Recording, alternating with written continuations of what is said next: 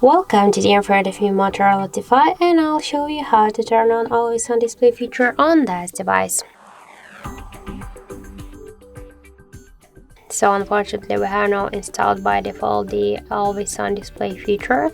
That's why we should get the application from the Play Store. So let's just open the Play Store, and here into the search pool enter the MOVIS Edge. Then just click here to OK. Oh, sorry, I just forgot to activate the Wi-Fi. So just be sure that the Wi-Fi is activated. So MOVIS Edge. So now let's just click here to install and wait a couple of seconds while this application downloading and then installing on your device. And just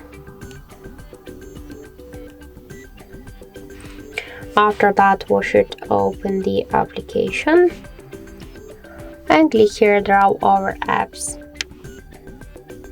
After that tap here once on the switcher and go back to the application. Here click to the AOD and select one from the available tabs, for example this one. Click here to apply, and now let's just lock the device. Press twice on the power key button to activate it. Okay, and now we can set that the always on display feature successfully activated. So that's it. Thank you for watching, and if you find this video helpful, don't forget to leave a like, comment and to subscribe our channel.